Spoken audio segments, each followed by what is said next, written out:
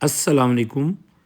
हज़रत पीर अनैत शाह बुखारी रहमतुल्लाह अलैहा ਦੀ ਪੈਦਾਇਸ਼ ਉਜ ਸ਼ਰੀਫ ਦੇ ਵਿੱਚ ਜਲਾਲੁਦੀਨ ਬੁਖਾਰੀ ਸੁਰਖਪੋਸ਼ ਦੇ ਘਰ ਵਿੱਚ ਥੀ।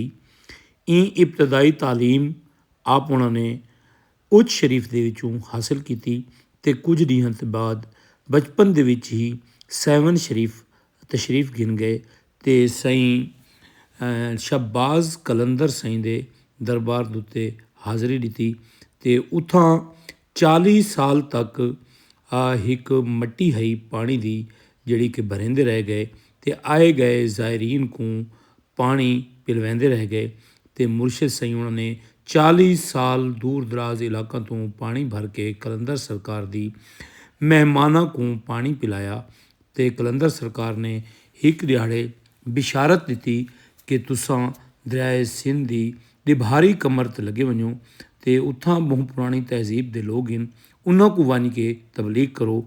ਤਾਂ ਹਜ਼ਰਤ ਅਨੈਤ ਸ਼ਾਹ ਬੁਖਾਰੀ ਰਹਿਮਤੁल्लाह अलैहा ਜਿਹੜੇ ਵੇਲੇ ਕੱਛੀ ਪਹੁੰਚੇ ਤਾਂ ਇੱਥਾਂ ਇਹਨਾਂ ਦੀ ਮੁਲਾਕਾਤ ਥਈ ਸ਼ਾਹ ਅਸ਼ਰਫ ਬਗਦਾਦੀ ਸਾਈਂ ਨਾਲ, ਜਿਹੜੇ ਕਿ ਇੱਥਾਂ ਤਬਲੀਗ ਦੇ ਮਾਮਲਾਤ ਨੂੰ ਲਿਦੇ ਪਏ ਹਨ। ਉਹਨਾਂ ਨੇ ਸਾਈਂ ਪੀਰ ਅਨੈਤ ਸ਼ਾਹ ਬੁਖਾਰੀ ਰਹਿਮਤੁल्लाह अलैहा ਨੂੰ ਫਰਮਾਇਆ ਕਿ ਤੁਸਾਂ ਲੱਗੇ ਵञो ਥਲ ਦੇ ਵਿੱਚ, ਉੱਥਾਂ ਇੱਕ ਊਠਾਂ ਦਾ ਬਹੁਤ ਵੱਡਾ ਹਜੂਮ ਹੈ, ਵਾੜਾ ਹੈ ਜਿੱਥਾਂ ਲੋਕ ਊਠ ਚਰਾ ਕੇ ਰਾਤ ਨੂੰ ਕਿਆਮ ਪਜ਼ੀਰ ਥੀंदे आहिनि। ਉਹਨਾਂ ਕੋਲ ਵञ ਕੇ ਆਪਣੇ ਅੱਲਾਹ ਦੇ ਦੀਨ ਦੀ ਤਬਲੀਗ ਫਰਮਾਓ। ਹਜ਼ਰਤ ਅਨੈਤ ਸ਼ਾਹ ਬੁਖਾਰੀ ਰਹਿਮਤੁल्लाह अलैहा ਉੱਥੋਂ ਜਿਹੜੇ ਵੇਲੇ ਥਲ ਤਸ਼ਰੀਫ ਗਿਣੇ, ਸਟਾਰਟ ਦੇ ਵਿੱਚ ਤਾਂ ਇਬਤਦਾ ਦੇ ਵਿੱਚ ਤਾਂ ਇਹਨਾਂ ਨੇ ਮੁਜ਼ਾਹਮਤ ਕੀਤੀ। ਜਿਹੜੇ ਜੱਟ ਹਨ ਉਹਨਾਂ ਆਖੇ ਕਿ ਤੁਸਾਂ ਇੱਥਾਂ ਕਿਉਂ ਆਏ ਵੇ, ਤਾਂ ਸਰਕਾਰ ਨੇ ਆਪਣੇ ਕਰਾਮਾਤ ਦਿਖਾਉਣੇ ਸ਼ੁਰੂ ਕੀਤੇ ਅਤੇ ਕਹਿੰਦੀ ਅਗਰ ਡਾਚੀ ਨਾ ਸੁਣਦੀ ਹੈ ਤਾਂ ਉਹ ਸਾਈਂ ਹੋਣੀ ਕੋਲੋਂ ਪਾਣੀ ਦਮਵਾ ਕੇ ਛੱਟੇ ਮਰੇਨੇ ਹਨ ਤਾਂ ਡਾਚੀ ਸੂਪ ਹੁੰਦੀ ਹੈ। ਇਵੇਂ ਸਾਈਂ ਉਹਨਾਂ ਨੇ ਆਪਣੇ ਕਰਾਮਾਤ ਦਿਖਾਉਣੇ ਸ਼ੁਰੂ ਕੀਤੇ ਅਤੇ ਊਠਾਂ ਵਾਲੇ ਜਿਹੜੇ ਹਨ ਉਹ ਸਾਈਂ ਉਹਨਾਂ ਦੇ ਪਹਿਲੇ ਮੁਰੀਦ ਬਣ ਗਏ, ਜੱਤ ਬਣ ਗਏ।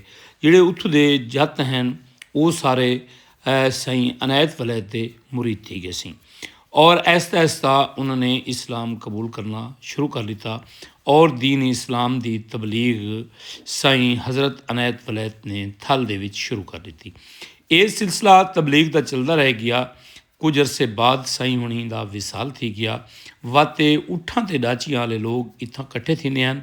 ਇਕੱਠੇ ਥੀ ਕੇ ਇੱਥਾਂ ਯਾਨੀ ਸਾਲ ਪਸਾਲੀ ਯਾਨੀ ਪੀਰ ਸਾਈਂ ਉਹਨਾਂ ਦੀ ਹਾਜ਼ਰੀ 'ਤੇ ਆਉਂਦੇ ਹਨ, ਆਪਣੇ ਊਠਾਂ ਨੂੰ ਜ਼ਿਆਰਤ ਕਰਾਉਣ ਆਉਂਦੇ ਹਨ। ਵੱਲ ਆਹਿਸਤਾ ਆਹਿਸਤਾ ਇਹ ਜਿਹੜਾ ਸਿਲਸਿਲਾ ਹੈ ਇਹ ਤਵਾਤਰ ਅਖਤਿਆਰ ਕਰ ਗਿਆ ਅਤੇ ਸਾਈਂ ਉਹਨਾਂ ਦੀ ਵਿਸਾਲ ਵਾਲੇ ਦਿਹਾੜੇ ਇਹ ਇੱਥਾਂ ਆ ਕੇ ਫੈਤਾਖਾਨੀ ਕਰਿੰਦੇ ਹਨ ਔਰ ਆਪਣੇ ਊਠਾਂ ਨੂੰ ਦਰਬਾਰ ਸ਼ਰੀਫ ਦੀ ਜ਼ਿਆਰਤ ਕਰਿੰਦੇ ਹਨ। ਇਹ ਸਿਲਸਿਲਾ ਕਾਰ ਇਵੇਂ ਚੱਲਦਾ ਹੋਇਆ ਤਕਰੀਬਨ ਕੋਈ 400 ਸਾਲ ਇਹ ਗੱਲ ਕੋ ਥੀ ਗਏ। ਇਹ ਜਿਹੜਾ ਥਲ ਦਾ ਮੇਲਾ ਹੈ ਅਨਾਇਤ ਵਲੈਤ ਦਾ, ਇਹ ਸਕਾਫਤੀ ਮੇਲਾ ਹੈ ਔਰ ਸਾਡੇ ਇਹ ਵਸਬੇ ਦੀ ਬਹੁਤ ਵੱਡੀ ਤਫਰੀਹ ਦਾ ਸਬਬ ਹੈ। ਤਫਰੀਹ ਦੇ ਨਾਲ ਨਾਲ ਇਹ ਇਲਾਕੇ ਦੇ ਵਿੱਚ ਕਾਰੋਬਾਰ ਕੋ ਵੀ ਵੱਡਾ ਫਰੋਗ ਮਿਲਦੇ ਸੀ। ਇੱਥਾਂ ਲੋਕ ਆਉਂਦੇ ਨੇ, ਆਪਣੇ ਊਠ ਗਿਣ ਕੇ ਆਉਂਦੇ ਨੇ। ਪੂਰੇ ਏਸ਼ੀਆ ਦੀ ਸਭ ਤੋਂ ਊਠਾਂ ਦੀ ਵੱਡੀ ਮੰਡੀ ਹੈ ਸੀ। ਇਹ ਸਾਡੇ ਲੋਕਾਂ ਦੀ ਤਫਰੀਹ ਦੇ ਨਾਲ ਨਾਲ ਕਾਰੋਬਾਰ ਦੇ ਵਿੱਚ ਵੀ ਬਹੁਤ ਵੱਡਾ ਸਪੋਰਟ ਕਰਿੰਦੀ ਹੈ। ਸਾਡੇ ਇਹ ਇਲਾਕੇ ਦੀ ਮੁਆਸ਼ੀਅਤ ਰੋਜ਼ੀ ਰੋਟੀ ਦਾ ਬਹੁਤ ਵੱਡਾ ਇਨਹਸਾਰ ਹੈ। ਇਹ ਮੇਲੇ ਦੇ ਉੱਤੇ ਲੋਕ ਇੱਥਾਂ ਆ ਕੇ ਮੁਖਤਲਿਫ ਕਿਸਮ ਦੀਆਂ ਚੀਜ਼ਾਂ ਵੇਚ ਕੇ ਆਪਣੀ ਰੋਜ਼ੀ ਰੋਟੀ ਕਰਿੰਦੇ ਸੀ ਅਤੇ ਆਪਣੇ ਬਾਲ ਬਲੋੜਾਂ ਦੀ ਰੋਟੀ ਪੂਰੀ ਕਰਿੰਦੇ ਸੀ ਅਤੇ ਇਹ ਸਾਡੇ ਵਾਸਤੇ ਇੱਕ ਅੱਲਾਹ ਪਾਕ ਦੀ ਨਿਅਮਤ ਤੋਂ ਘੱਟ ਕੋਈ ਨਹੀਂ। ਰੋਹੀ ਚੋਲਿਸਤਾਨ ਦੇ ਇਲਾਕਿਆਂ ਤੋਂ ਦੂਰ ਦਰਾਜ਼ ਟੋਭਾਂ ਤੋਂ ਲੋਕ ਛੋਟੇ ਛੋਟੇ ਤੋਡੇ ਨੱਪ ਕੇ ਉਹਨਾਂ ਨੂੰ ਟਰੱਕਾਂ 'ਚ ਪਾ ਕੇ ਅਨਾਇਤ ਵਲੈਤ ਦੇ ਮੇਲੇ 'ਤੇ ਆ ਕੇ ਵੇਚਦੇ ਨੇ ਔਰ ਆਪਣੇ ਸਾਲ ਦੀ ਰੋਜ਼ੀ ਪੂਰੀ ਕਰਿੰਦੇ ਨੇ।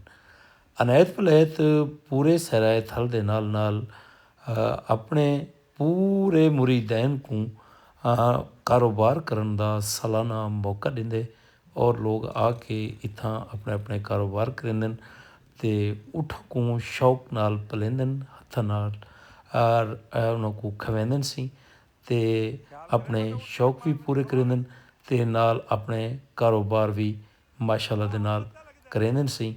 ये मेला साडे इलाके दी वाहिद तफरीह है और अल्लाह पाक करे कि ये मेला इवें सदियां ताईं लगदा रह वञे।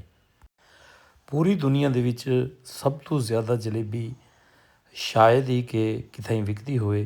ਮੇਰੇ ਖਿਆਲ ਹੈ ਕਿ ਅਨਾਇਤ ਵਲੈਤ ਦੇ ਮੇਲੇ ਦੇ ਉੱਤੇ ਹੀ ਸਭ ਤੋਂ ਜ਼ਿਆਦਾ ਜਲੇਬੀ ਦਾ ਕਾਰੋਬਾਰ ਥੀਂਦੇ ਸੀ। ਪੂਰੇ ਪਾਕਿਸਤਾਨ ਦੇ ਵਿੱਚੋਂ ਲੋਕ ਇੱਥਾਂ ਆਉਂਦੇ ਨੇ ਆ ਕੇ ਜਲੇਬੀ ਦਾ ਸਟਾਲ ਲੈਂਦੇ ਨੇ ਸੀ ਔਰ ਆ ਕੇ ਪੂਰੇ ਸਾਲ ਦੀ ਰੋਜ਼ੀ ਕਰਿੰਦੇ। ਇੱਥਾਂ ਦੇਸੀ ਘਿਓ ਦੀਆਂ ਜਲੇਬੀਆਂ ਬਣਦੀਆਂ ਔਰ ਲੋਕ ਬੜੇ ਸ਼ੌਕ ਨਾਲ ਖਾਂਦੇ ਸੀ। ਜਿਹੜਾ ਅਨਾਇਤ ਵਲੈਤ ਦੇ ਮੇਲੇ 'ਤੇ ਆਵੇ ਅਤੇ ਅਨਾਇਤ ਵਲੈਤ ਦੇ ਮੇਲੇ ਤੋਂ ਸ਼ੈ ਨਾ ਖਾਵੇ ਚੱਸ ਨਹੀਂ ਆਉਂਦੀ। ਮਨਿਆਰੀ ਦਾ ਪੂਰਾ ਸਾਮਾਨ ਸੀ, ਬਾਲ ਬਲੋੜਾਂ ਦੇ ਖਿਲੌਣੇ ਔਰ ਮੁਖਤਲਿਫ ਚੀਜ਼ਾਂ, ਲਾਕਟ, ਜ਼ੰਜੀਰੀਆਂ, ਮੁੰਦਰੀਆਂ, ਥੇਵੇ, ਹਰ ਸ਼ੈ ਅਨਾਇਤ ਵਲੈਤ ਦੇ ਦਰਬਾਰ ਤੋਂ ਮਿਲਦੀ ਸੀ। ਸਾਡੇ ਵਸਬੇ ਦੇ ਜਿਹੜੇ ਪੁਰਾਣੇ ਕਸਬੀ ਲੋਕ ਹਨ ਜਿਵੇਂ ਲੁਹਾਰ ਹਨ ਤਾਂ ਉਹ ਆਪਣੀਆਂ ਜੀਸਤਾਂ ਬਣਾ ਕੇ ਘਾਹ 'ਤੇ ਜਿਵੇਂ ਛੁਰੀਆਂ ਹਨ ਪਈਆਂ, ਦਾਤਰੀਆਂ ਹਨ ਪਈਆਂ, ਉਹ ਆ ਕੇ ਅਨਾਇਤ ਵਲੈਤ ਦੇ ਮੇਲੇ ਦੇ ਉੱਤੇ ਸਾਲਾਨਾ ਵੇਚੇਂਦੇ ਸੀ ਔਰ ਆਪਣੇ ਬਾਲਾਂ ਦੀ ਰੋਜ਼ੀ ਰੋਟੀ ਪੂਰੀ ਕਰਿੰਦੇ। ਅੱਲਾਹ ਪਾਕ ਦਾ ਦੇਖੋ ਨਿਜ਼ਾਮ ਹੈ, ਕੈਸਾ ਨਿਜ਼ਾਮ ਬਣਾਇਆ ਸੀ ਕਿ ਇੱਕ ਵਲੀ ਦੇ ਸਦਕੇ ਇੱਥਾਂ ਲੋਕ ਇਕੱਠੇ ਥੀਂਦੇ ਸੀ ਅਤੇ ਉਹਦੀ ਬਰਸੀ 'ਤੇ ਔਰ ਆ ਕੇ ਆਪਣੇ ਕਾਰੋਬਾਰ ਕਰਿੰਦੇ। ਦੇਖੋ ਕਿ ਇਹ ਸਾਰੀਆਂ ਜੀਸਤਾਂ ਹਨ ਸੀ ਜਿਹੜੀਆਂ ਕਿ ਸਾਕੂੰ ਇਹ हिके मेले ਦੇ ਉੱਤੇ ਹੀ ਮੁਯੱਸਰ ਥੀਂਦੀਆਂ ਜਿਹੜੀਆਂ ਕਿ ਅਸਾਂ ਮੁਖਤਲਿਫ ਜਹੀਂ ਤੋਂ ਘਿੰਦੇ ਸੀ। ਇਹ ਸਾਰੇ ਸਮਾਨ ਪੂਰੇ ਕਰਿੰਦੇ ਹੋਇਆਂ ਨਾਲ ਦੇਖੋ ਤਰਿੰਗਲਾਂ ਵਾਲਾਂ ਦੀ ਵੀ ਸਾਲ ਦੀ ਰੋਜ਼ੀ ਥਾਈਆਂ ਸੀ। ਤਰਿੰਗਲ ਬਣਾਏ ਸਨ, ਪੂਰਾ ਸਾਲ ਤਿਆਰ ਕਰੇ ਸਨ, ਅਨਾਇਤ ਵਲੈਤ ਦੇ ਮੇਲੇ 'ਤੇ ਆ ਕੇ ਵੇਚੇ ਸਨ। ਇਹ ਸਾਡੇ ਮੋਚੀ ਹਨ ਜਿਹੜੇ ਕਿ ਇੱਥਾਂ ਆ ਕੇ ਇਹ ਡਾ ਦਿਹਾੜੇ ਲੈ ਸਨ ਔਰ ਪੂਰਾ ਸਾਲ ਬਹਿ ਕੇ ਖਾ ਸਨ ਸੀ। ਇਹ ਦੇਖੋ ਸਮਾਨ ਕੁਹਾੜੇ, ਕੁਹਾੜੀਆਂ, ਰੰਬੇ, ਦਾਤਰੀਆਂ, ਹਰ ਚੀਜ਼ ਅਨਾਇਤ ਵਲੈਤ ਦੇ ਮੇਲੇ 'ਤੇ ਤੁਹਾਨੂੰ ਮਿਲ ਸੀ ਔਰ ਚੱਸ ਆ वेंदी ਸੀ। ਇਹ ਕੋਈ ਵੱਡਾ ਸ਼ਹਿਰ ਨਹੀਂ ਸੀ। ਇਹ ਅਨਾਇਤ ਵਲੈਤ ਦੇ ਮੇਲੇ ਦਾ ਮੁਖਤਲਿਫ ਬਾਜ਼ਾਰ ਹਨ ਜਿਨ੍ਹਾਂ ਦੇ ਵਿੱਚ ਖੂਬਸੂਰਤ ਕਿਸਮ ਦੇ ਸਟਾਲ ਲੱਗੇ ਖੜ੍ਹੇ ਹਨ। ਇੱਥੋਂ ਆ ਕੇ ਲੋਕ ਆਪਣੇ ਵਰਤਣ ਦੀਆਂ ਸ਼ਾਈਂ ਘਿੰਦੇ, ਬਾਲਾਂ ਦੇ ਖਿਲੌਣੇ